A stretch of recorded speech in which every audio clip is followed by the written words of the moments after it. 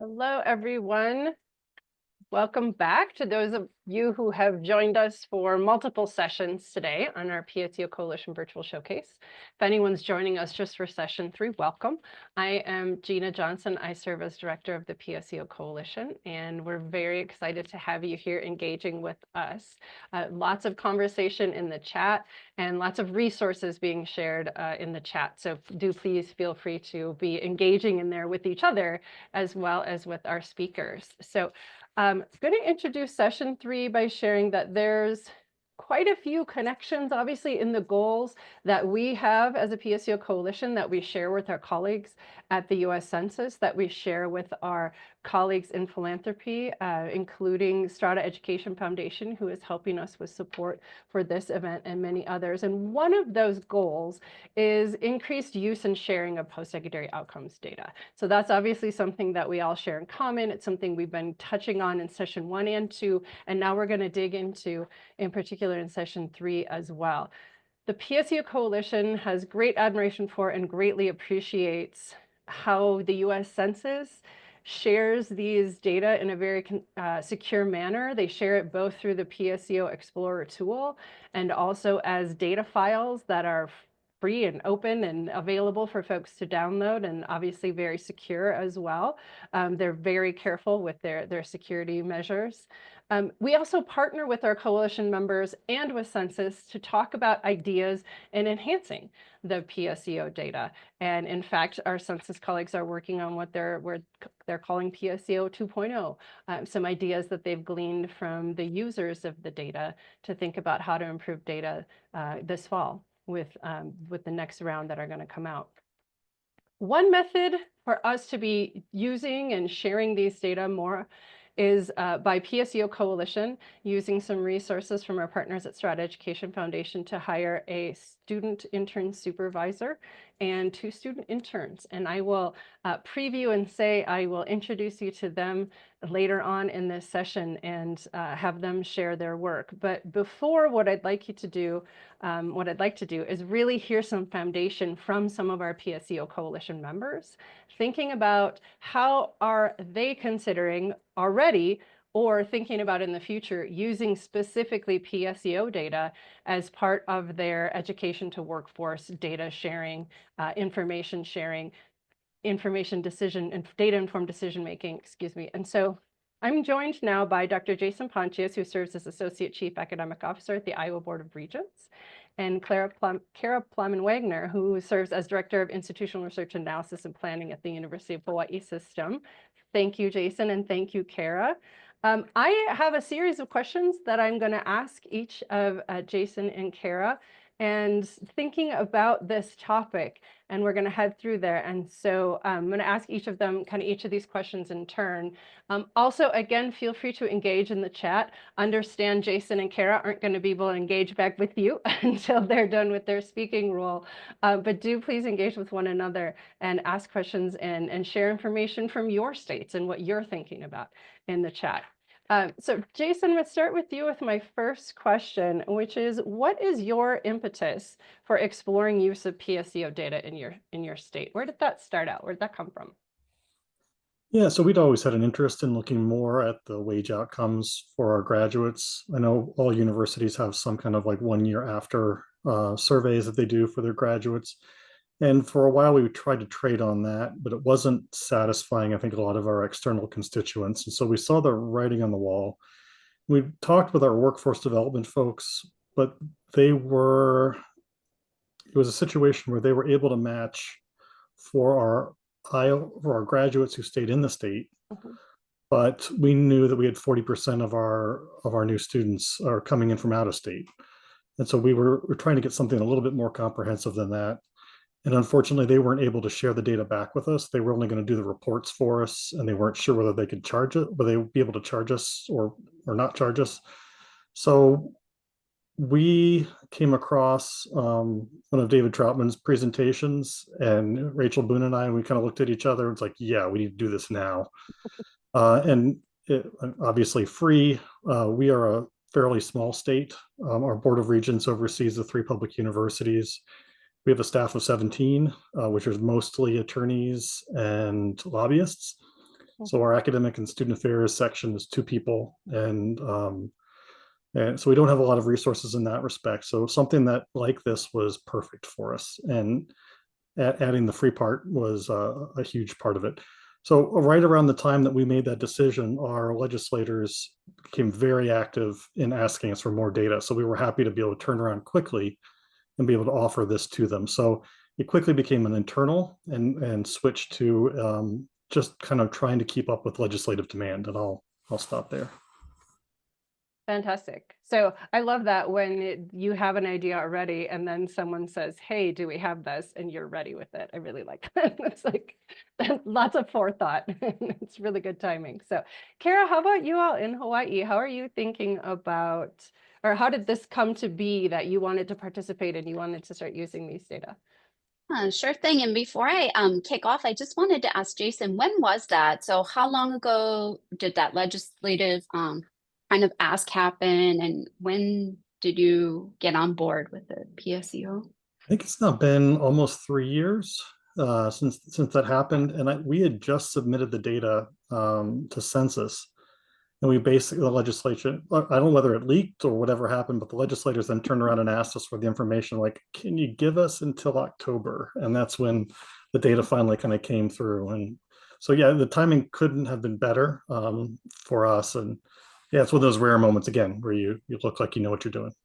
Yeah, and I think that's great when you talk about timing. That's how I feel about 2025 for us. There are all these factors converging here at the University of Hawaii. So University of Hawaii, we have we have 7 community colleges, then we have 2 regional comprehensives and 1 R1, so a 10 campus system. And really, we have a new university system president this year. So we have President Hensel has come on board. Our strategic plan that runs from 2023 to 2029 has a workforce imperative. And this year we hired actually 2 workforce directors, one to oversee what's happening at the community college level, and then one to oversee at the system level. And then in addition to these people, into the people part, we also have legislative support now behind us with the House bill. And our state representatives are actually provided funding for us, or the proposed funding for positions to really help them with, for us, UH, to provide a workforce outcomes dashboard for our high school students. And I also think we should extend that to our undecided major students or those who are switching.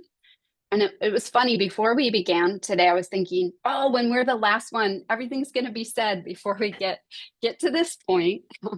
But then I loved what Colorado mentioned about programs. So I was thinking about our plan, our people, and the programs aspect. So I would say for years, our community colleges have been ahead of the game with the ARPD, which is a annual review of program data. So we do have that focus on Perkins. But so that's kind of how it's all coming together right now for us to really lean into this. That's fantastic. Thanks, Karen. I love that. We've talked about this, and when Kara and Jason and I met to talk about this session, even we highlighted the fact that one of the wonderful things about the PSEO Coalition is some states have done things a little bit before some other states, and so they really can learn from each other and mentor each other. And then also the mentors, so to speak, states are learning as well because they're seeing how others are implementing it, and they can always make changes and improvements. Kara, I'm going to start with you for this next question. We talked a bit about this with Colorado and Texas and Minnesota, specifically with the PSEO data as part of this puzzle. What are the audiences that you're focusing on for these data? So for us, and kind of through that legislative ask, it will be our potential students, their families, and then folks who maybe have started their college journey but aren't sure what major they want to land in. So that's really kind of the focus that we're taking. But I loved this question because I think it's beyond PSEO in terms of thinking through how we're designing our dashboards or designing anything we're doing. And I love this idea of the universal design. So I think 8 to 88, that's used a lot for physical spaces. I think nowadays we can go maybe 8 to 98 or 108. And maybe for our dashboards, 8th grade is plenty. But I think what I've noticed in some of our own products that are targeted around workforce outcomes, they're just awfully complicated. And I feel for us, folks who aren't looking at data every day to try to navigate, how am I going to find a living wage job in this kind of mess and things? So I really think there's opportunity for us to simplify our visualizations in that way. Fantastic. Jason, same question to you. How are you thinking about audience? And I know you mentioned legislation. Did the legislation require a certain audience for you?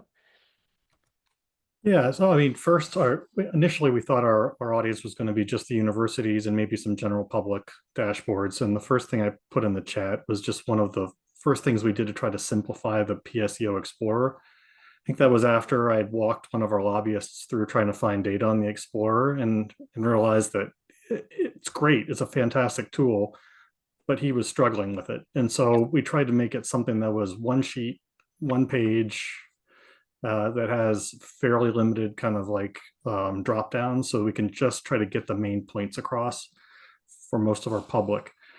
And then that shifted again after the legislators saw the wage data that was available, they started asking for more, which that never happens. But I'll put that in there next. And so they not only wanted the information regarding like wage outcomes, but they also were looking at information about debt and kind of and how students were going to be able to handle that debt after graduation. So this next dashboard was to try to provide that. And then we were required to put all this information on a board website, on our university websites. And then we have to share links with that to all of our incoming students. So every new student sees this, or in theory sees this when they start. So they have a chance to kind of evaluate their course of study and see what maybe some of the logical outcomes would be. So we've been doing that now for almost 2 years. And we started off with spring and fall, but now I think every fall, all the new students at least get one of these links to get into this dashboard and see what's happening and get just more information being better. Fantastic. Yeah. So it sounds like both of you are thinking about multiple audiences and the ways in which these data might be interpreted or presented to those different kinds of audience. So I love that. Going to start with you, Jason, for my third question. Do you have any collaborators for exploring and sharing the PSEO data? Yeah, I think at the universities themselves, I think the career services folks have been some of our biggest collaborators. They're particularly interested in this data to be able to show their students when they come in. So obviously our universities are part of our collaborating group. We've been working a lot with our community college colleagues as well, because around the same time that we started with PSEO, they also joined up. And so it's been a great opportunity for us to kind of like talk about different ways of displaying data. In Iowa, bachelor's degrees are only at 4-year institutions, but we have no associate degrees, and then vice versa. The community colleges have associate degree only, but no bachelor's degrees. And so between the two of us, we're covering about 60% or more of the state, and it's been great to work with them. And then I think our last bit of collaboration is something we're just starting. We're working with some of the private colleges in the state. There are 2 right now that we're adding to our MOU. We're going to create an MOU with them, and then we're going to be able to use our MOU with Census to be able to then add their data into the system.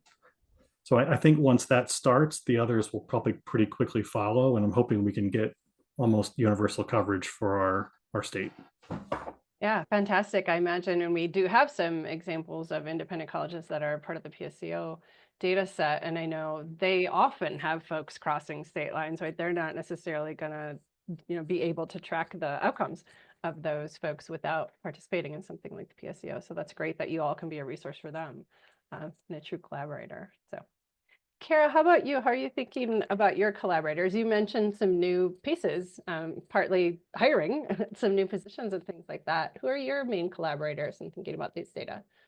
Well, I'm really happy that Jason brought up kind of those campus stakeholders and thinking through that. That's something I didn't put on my list today to talk about, but now that's primed me to kind of go back and look at that.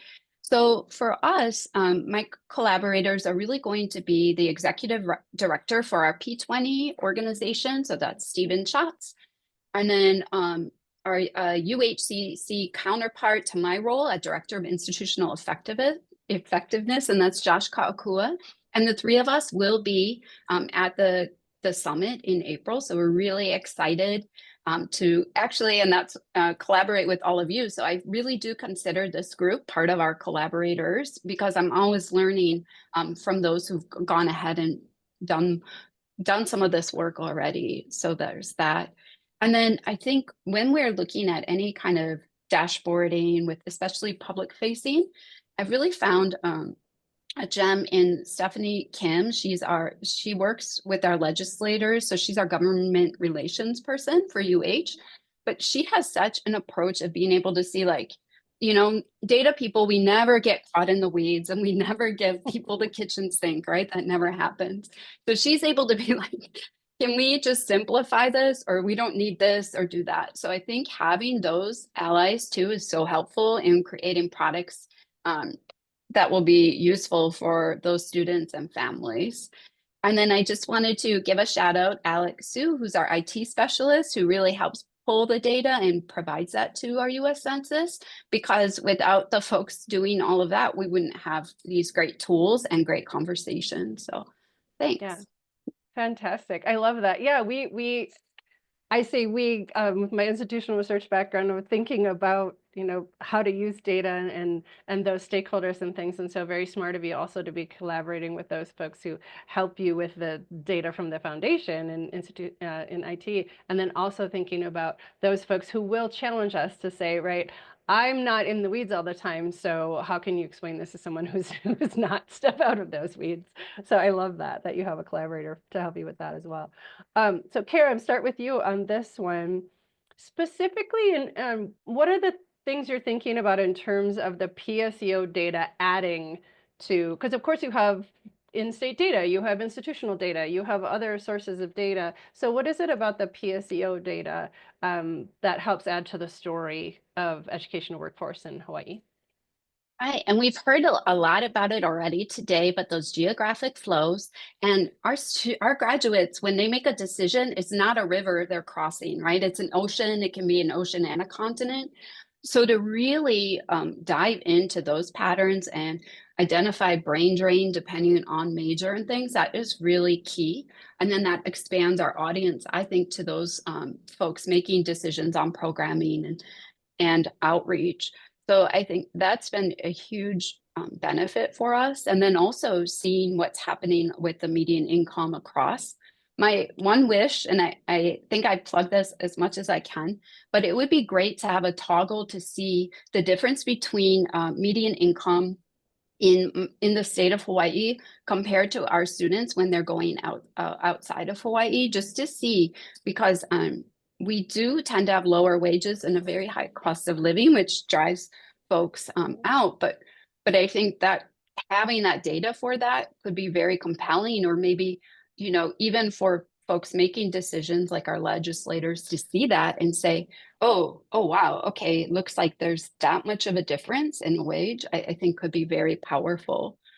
And of course, we're very excited too at the possibility of eventually getting in that tax data, moving away from just the unemployment insurance. So as I was getting prep for today, I found an article from our local journalism collaborative, but that we're right behind Maryland in terms of the percentage of federal employees. So that's, 3% is what was quoted in the article, and we'll share the link here in Civil Beat.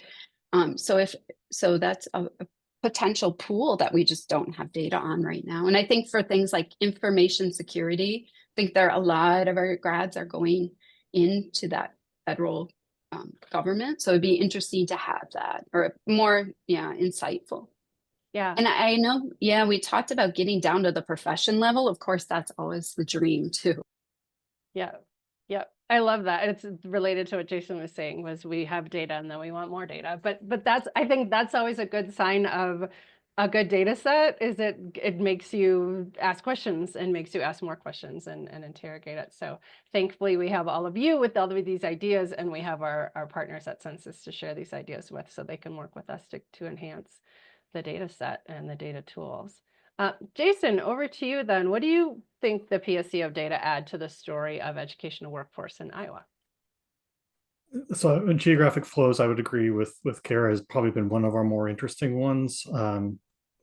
And it also relates, we're a relatively low cost of living state, and then as a result, relatively low wage. And so it's one of the reasons we didn't want to work just with Iowa data. We wanted to get that national perspective.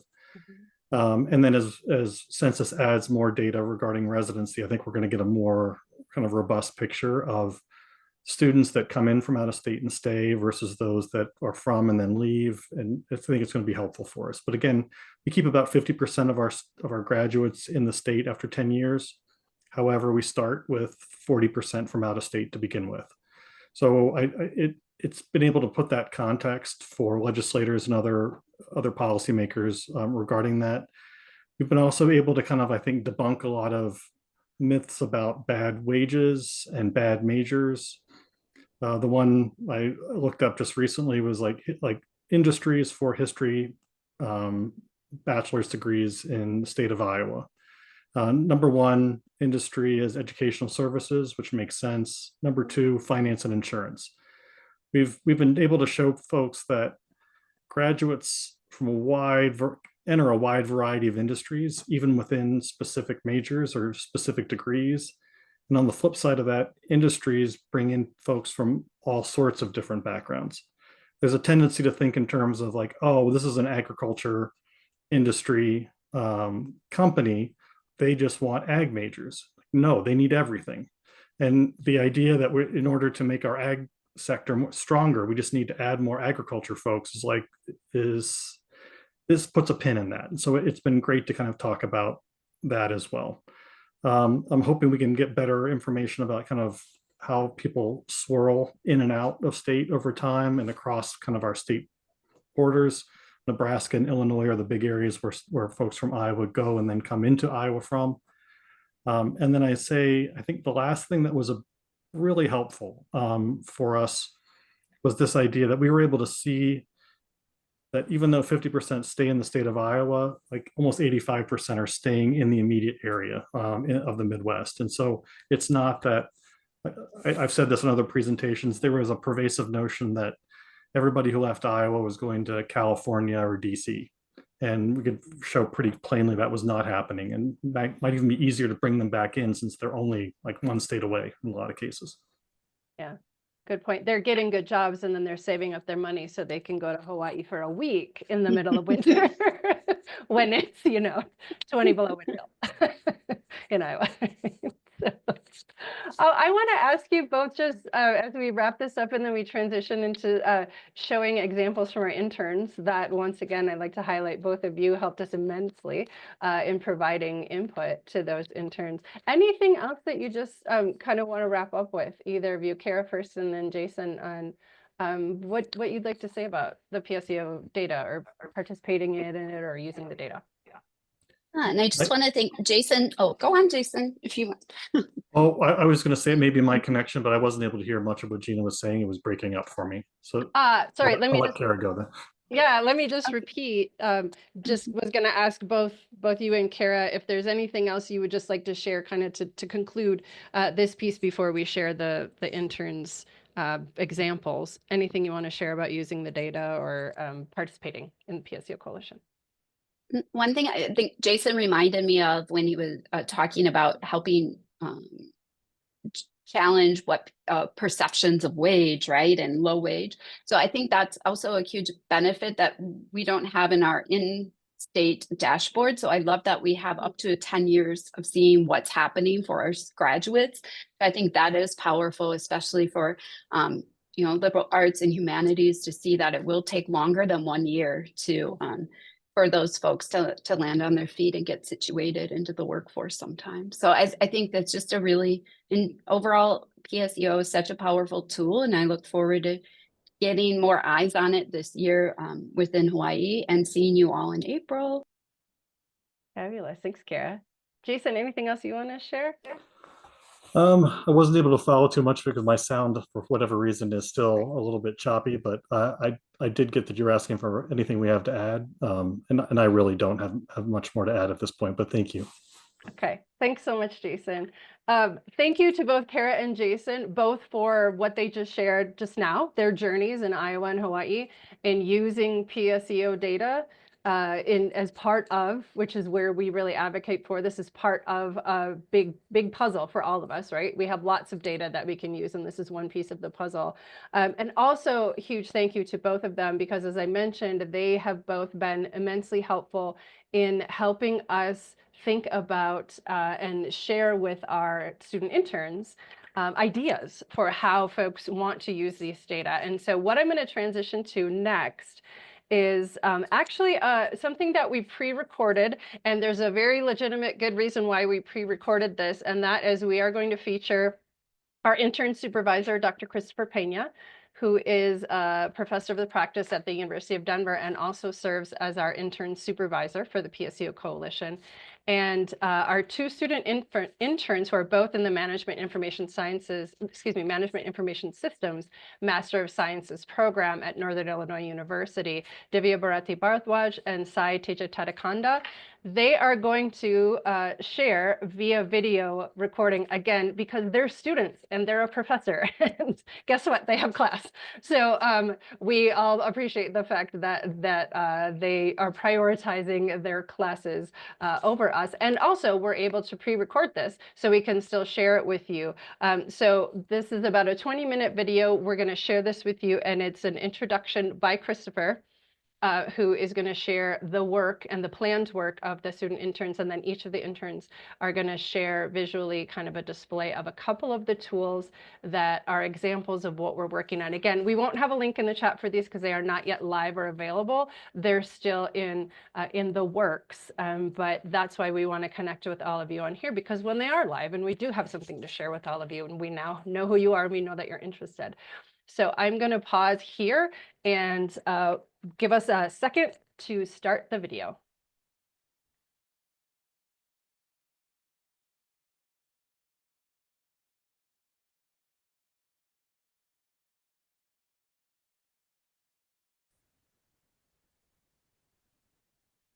Good afternoon, everyone. My name is Dr. Christopher Peña, and I'm an assistant professor of the practice at the University of Denver.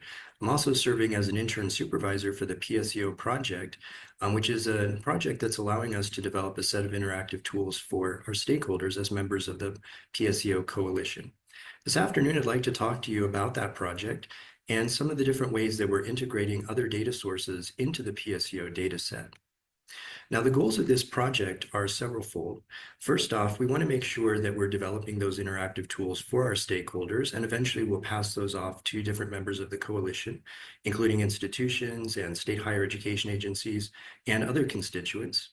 We also want to identify new ways of analyzing the PSEO data. The PSEO Explorer, if you're familiar on the US Census website, is a fantastic tool, and it really allows us to discover interesting things about what's happening with our students after graduation. But we also want to bring together additional data sources to round out that conversation.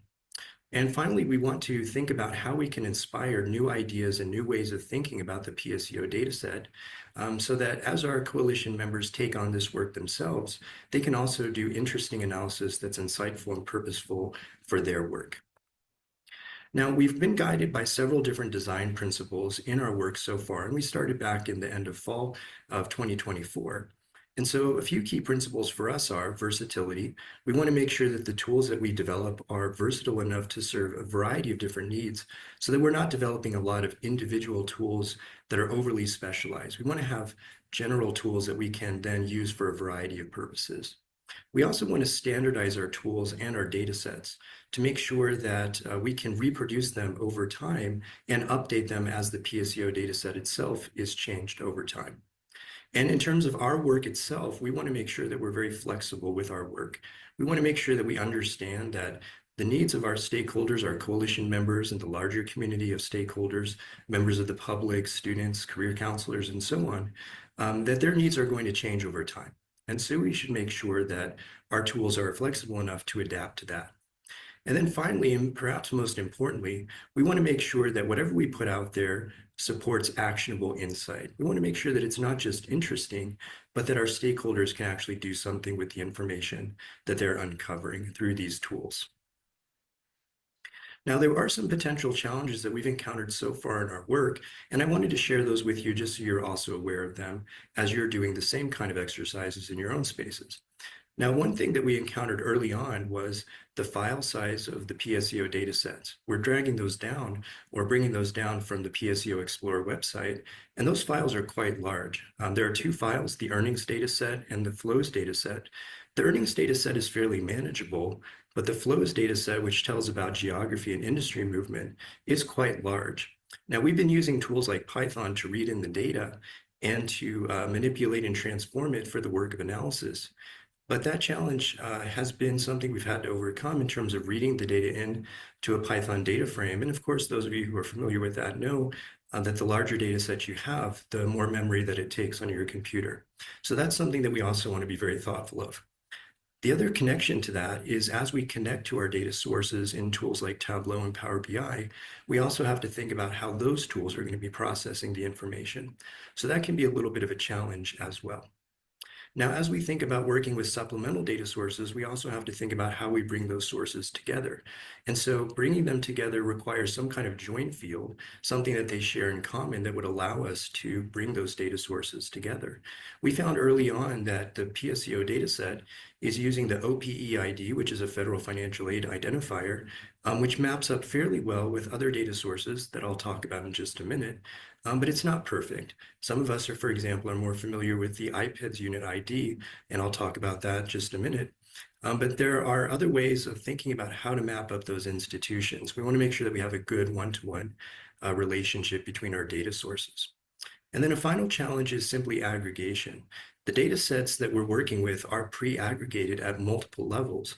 And so then if you bring them into another tool like Tableau or Power BI, you want to make sure that you're not re-aggregating the information so that you end up with summaries of summaries, because that could be misleading. If you imagine a total of a total of a total, that's not going to give you exactly what you're expecting. So something to watch out for as well. Now, with those supplemental data sources in mind, I wanted to talk through a couple of things that we're using or thinking about using in our work as part of the PSEO project. The first data source that many of you are probably familiar with is IPEDS, which is the Integrated Post-Secondary Education Data System. And this is a set of surveys that institutions complete every year, and it covers a wide variety of data. The area that we're most interested in for this project, at least right now, is the Institutional Characteristics Survey. And we're using that specifically to identify the distinction between 2-year and 4-year institutions and public and private institutions. But there are so many other ways that you could actually use this information. For example, you could identify minority serving institutions or different institutions of a certain size or from a certain region. So there are so many different ways that we could use just that survey. But we also have other surveys that you might be interested in, things like finance or financial aid, where you could bring those different pieces of data together to understand how those institutions are operating relative to their student outcomes. Another data source that you might consider is the College Scorecard. Now, the College Scorecard is designed to give students and families a lens into the institutions that they're considering for college education. But there are also data points there that could be interesting to combine with the PSEO data set. One of those is median earnings after graduation, which of course we're already getting from the PSEO Explorer, but those two can be compared against each other to see what's happening at the institutional level. We can also look at the percentage of graduates from that institution that are earning more than high school graduates. This is something that we're going to talk about in just a minute, but it's something that people are very interested in, demonstrating the value of education through earnings after graduation. And then finally, you might also be interested in average debt load, or specifically the monthly payment that students are making after graduation. All of these pieces can help provide a more complete picture of what's happening to our students after they finish their college education. Another data source that you might consider is the MIT Living Wage Calculator. Now, this helps us to address questions around living wage or cost of living. And this, again, is something that people have been very interested in. What we've heard is that we want that context for understanding what's happening after graduation. And of course, we know that the earnings that people make are highly dependent on where they live, the industry that they're in, the education that they received. But in particular, we wanted to focus on the geography. So we wanted to think about, are there ways that we could bring in additional data that tell us about the earnings for a particular region? Now, the MIT Living Wage Calculator is fairly simple and straightforward. It looks at the minimum living wage necessary to meet household needs. So thinking about things like transportation, housing costs, childcare, groceries, all those kind of things. And that helps us to understand what it looks like for different areas. Now, we have this information by states, by counties, and by metropolitan statistical areas, which are roughly equivalent to a city. It's also broken out by the number of working adults in the family, 1 adult, 2 adults, 1 working, 2 adults, 2 working, and the number of children in the family, 0 to 4. So it's a really nice slice of the living wage information that allows us to understand what's happening again at a certain geographical level. And that again helps us to answer that question about comparing the median earnings for our students versus the living wage required for a certain area that they're interested in moving to. And then similarly to that, we also have the University of Washington self-sufficiency standard, which we understand that several people are already using in the coalition. And this is similar to the MIT Living Wage Calculator in terms of what it's trying to accomplish.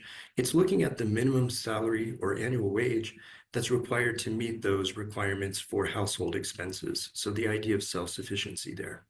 It's also like the MIT Living Wage Calculator in that it gives us information about family structure. So we're looking at the number of adults in the family, and then very granular information about the age of children in the family. So you might have infants, you might have preschoolers, you might have teenage children. That obviously is going to affect the cost of living for a particular household. And then we also have that information available for our states and our counties. So all of those different pieces are supplemental information sources that you might consider bringing in combination with the PSEO data set. And with that in mind, we're going to take a look at a couple of dashboards that actually show how we've combined that information together to answer some of these questions. So I'm going to pass it off to our first intern, Divya, who's going to show us about earnings by institution.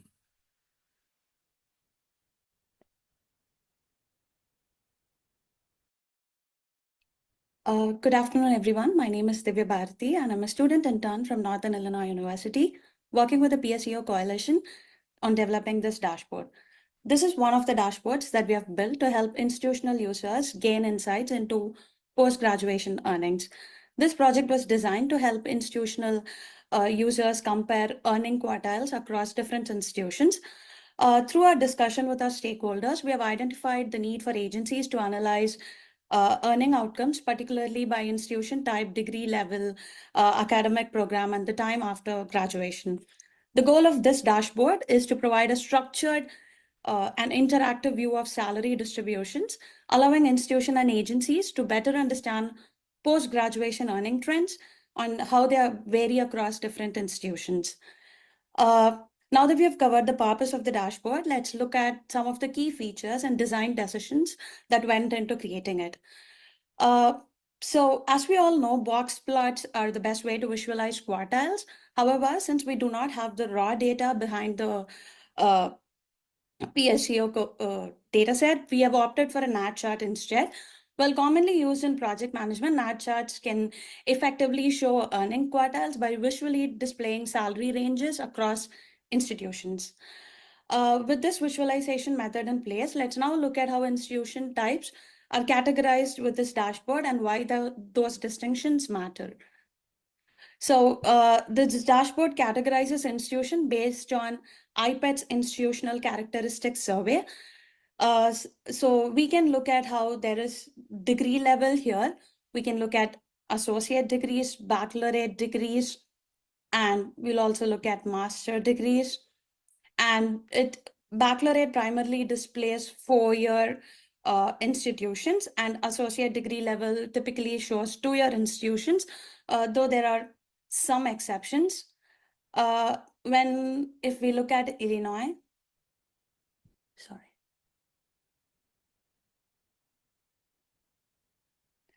You can see how these patterns hold. And if I change to bachelorette, you can see there are some anomalies that appear, which I'll get into in a minute.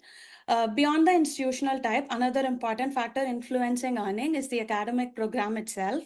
Let's look at how different field of studies compare in this dashboard. Users can explore variation across academic programs using zip codes. So an example of this would be the all institution programs. Under that, we can see the different programs under each institutions. If I select engineering under Illinois, you can see that it's generally associated with higher earnings than compared to education.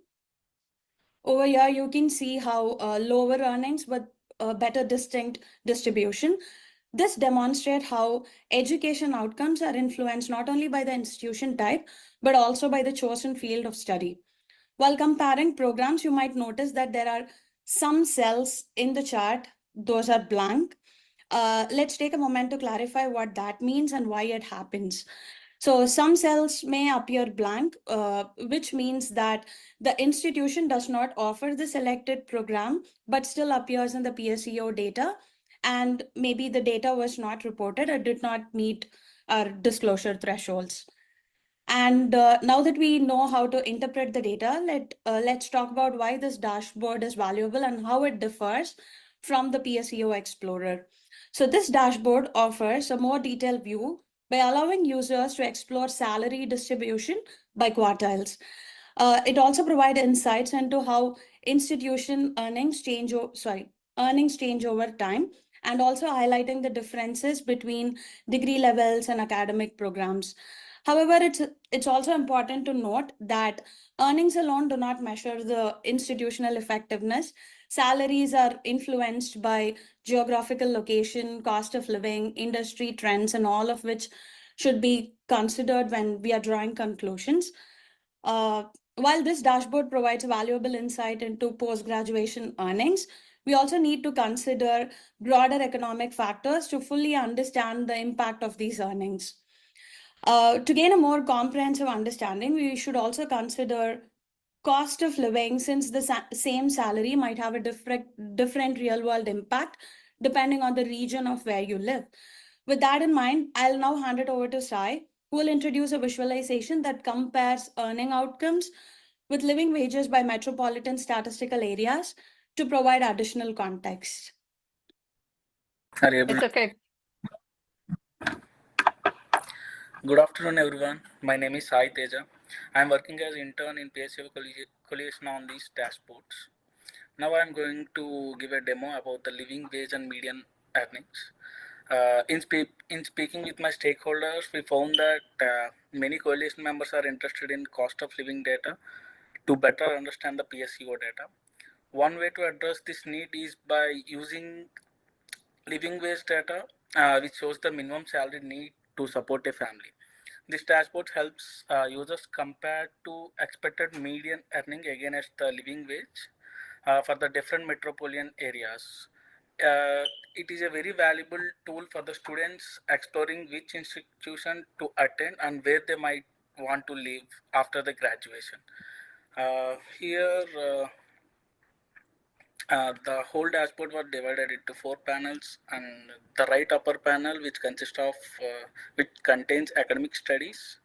We have some filters like graduating institution, degree level, grad cohort, and zip code family. Here we can select the filters, and also coming to the right down panel, here we can see the destination state, family size, and earning periods, and we can see the map so that uses the color intensity to show how high or low the living wage is across the metropolitan areas in the selected areas. And coming to the table, it shows the median salary for the graduates based on the selected criteria, living wage for different cities in the chosen state, and the salary variance would be shown in the percentages as well, so that it's very easy to compare between the salaries and the living wages to the particular city or the particular state. And I am going to give you a demo that I am selecting the University of Hawaii. You can select the University of Hawaii. Just a second.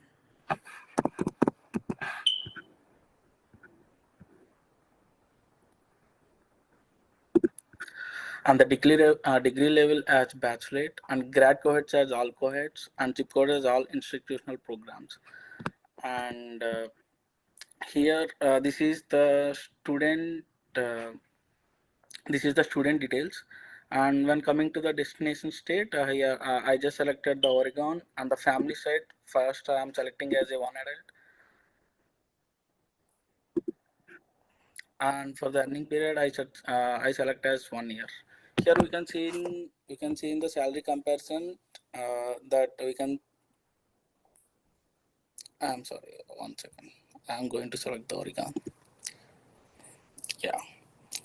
In the map itself, we can see the expected living wages, and for the each city, the living wages and the program salary, and also the salary variance between them, and in the percentage also. And if we select for 5 years, it would be great because living 5 years, the salary variance would be increased from negative to positive.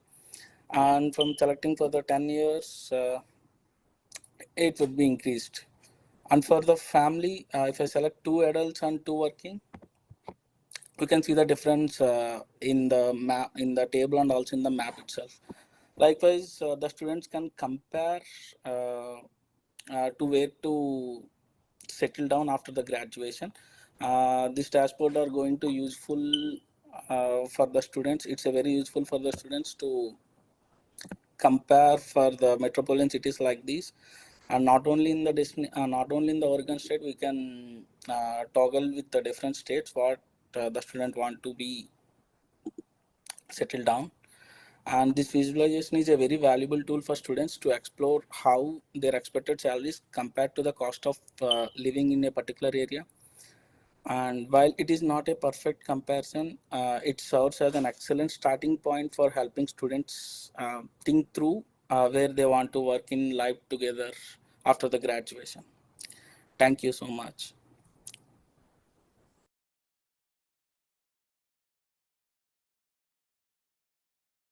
Thanks again to Dr. Christopher Peña and to our 2 student interns, Divya and Sai. For the record, we did talk to Sai about his landlord switching out the batteries on his smoke detector after we did that recording, so nobody worry. I think a lot of folks don't necessarily know that you need to do that. But I want to just summarize. I want to say a massive thank you to everyone who presented, all of you who are engaged, who are listening, who are engaging in the chat. I want to share my screen really quickly because I have a couple of other resources for you. Let me know if that's not showing right now, but I think it is. I just want to highlight the fact that we covered a lot today, and that was kind of the idea behind the showcase, was to provide a bunch of information and a bunch of different links and resources and all kinds of things so you could all see the work that we're doing. We began with the big picture view from Missouri of how SHEO is thinking about workforce data, post-secondary to workforce data. We had great examples of sharing data from Minnesota, Texas, Colorado. We had our colleagues from Iowa and Hawaii share with us how they are thinking about using PSEO data specifically. And then just a preview, and again, these are not live yet, but this is a preview for all of you, so this is really the only place you're able to see this yet, of how our interns are thinking about and helping us think about using these data. And I will say, when we interviewed, we had 9 excellent candidates. We narrowed it down to these 2 that we're working with. It was amazing. One of the things that they were just so sweet about was saying, who knew that these data existed? Of course, they immediately went to the University of Northern Illinois and the Master of Information Systems program to see what kind of earnings and all those things that they could expect. But they are helping us actually even motivate ourselves to think about how can students use these data? How can we get this information directly out there to students? It's this hidden gem on the US Census website. And so that's exactly one of the things that we're doing as a coalition. So I do want to highlight the fact that, you know, no one of us has all the answers. That's kind of not the point. We all have unique questions. We all are in unique environments. Every state is different. Even a system within a state is different than another system within a state. We have a lot of coalition members who are at individual institutions. Of course, they have a unique perspective to think about. And so we're thinking about how we can collectively wrestle with these questions and help each other and help you know, many hands make light work, and that's really what we're thinking about collectively together.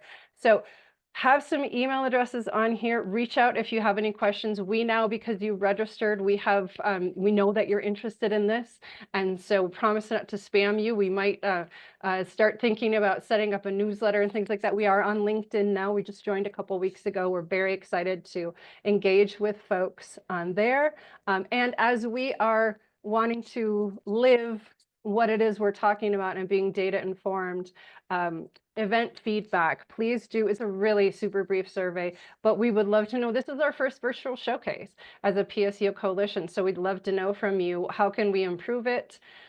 What can we do differently? Other ideas that you have. This, hopefully, like we said, if you give a mouse a cookie, thanks to Jeremy in the chat, if we're thinking about, we presented some information to you and that makes you go, oh, okay, well, now what about this? We're hoping that you do connect with us, because we would love to continue to feature and answer those questions that we're all collectively wrestling with. So one last massive thank you to everyone who presented, to everyone who attended. Please do fill out that survey. And one last piece of logistical information. As you know, we have been recording these sessions. We will be working on getting both the recordings and the slides that were used, so you can have access to those links and things up on our events page. And when we do that, we will go ahead and send an email out to everyone who registered, letting them know that that's available on our website. So you can always connect with us there. So thank you for visiting us. We'll keep the chat open for another couple minutes, just to, so honestly, so I can read it and catch up, because I was talking. And everyone, please have a wonderful rest of your week and weekend.